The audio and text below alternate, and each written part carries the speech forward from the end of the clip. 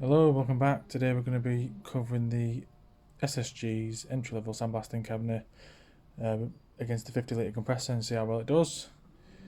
Not expecting brilliant results, but we'll give it a go. And I just thought I'd mention this, if you end up buying one, this is pretty much the cheapest around, 7.5k tub, 60 to 80 grit, and it was $12.99 plus delivery. And it worked out cheaper than buying it in bulk if you was just to buy a couple of these tubs. Right, we'll move on. I have give it, when I first got it, I did give it a bit of an attempt on this little bit here. As you can see, it's been left for like a week now, so it's started to rust again. And it's not a brilliant job in the gaps, but we'll whack it in and see how well it does. I'll have to remove that and open that.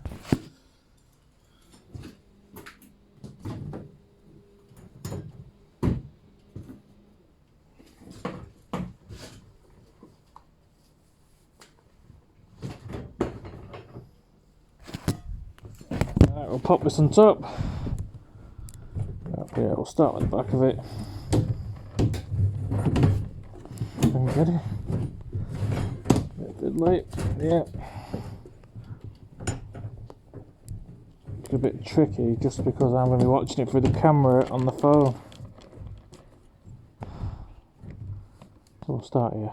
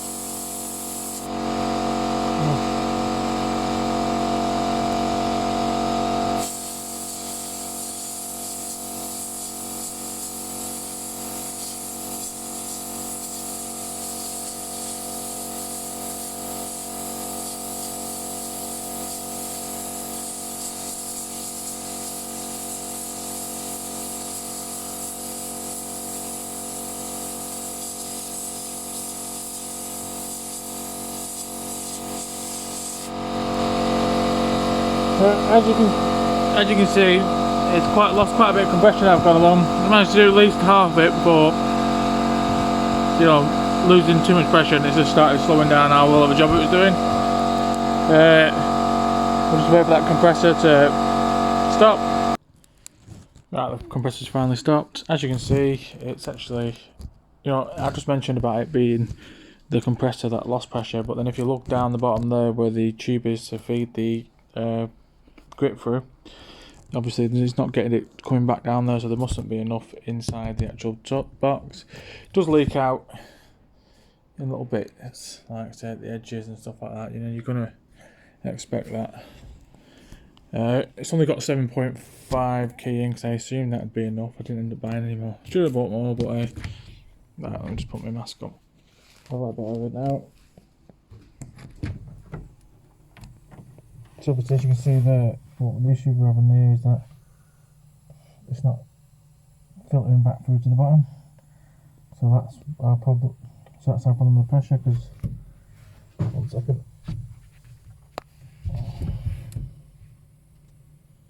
Yeah, so that's, you see the little holes in there. They obviously pick up all the sanding grit and then obviously send it straight through to the gun, and the gun fires it out. So that's the issue we're having. Right, I'm just going to pop this out and we'll have a closer look at it.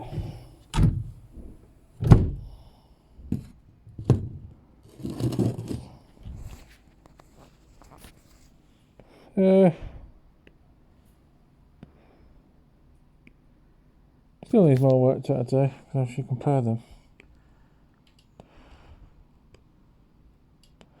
Definitely needs more work to it. So that was just a quick going over. Seems like there's good progress in it, but obviously you can see there, but it still needs more blasting. Yeah, still needs more blasting there. Right, I'm going to start the grit at it, send it back down the bottom, and then give it another go. Right, we're going to do a bit of the front now.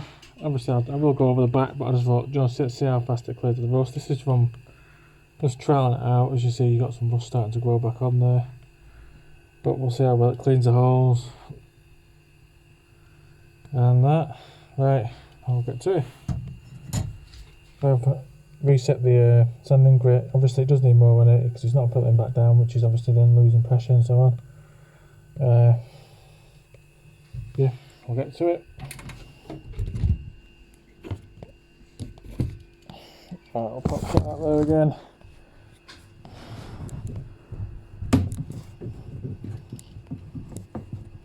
Right. Again, I'm watching this through the actual camera rather than the box, but as you can see, one of the things worth mentioning is that you can still see in the box. You know, I thought I'd have to get a filtering unit. Obviously I don't think I do for what I'm going to be using it for. Right, I'll go. Right, we'll start. We'll start over here. Right, we'll start here.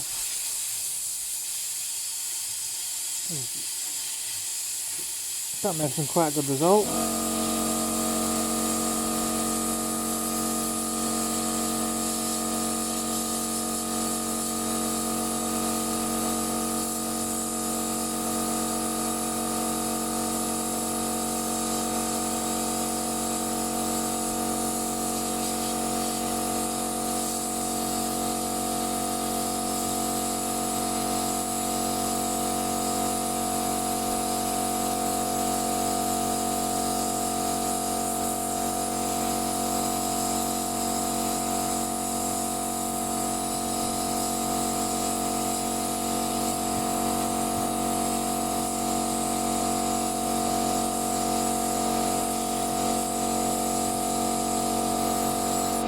Right, we're now in a considerable amount of pressure drop, so we're going to stop.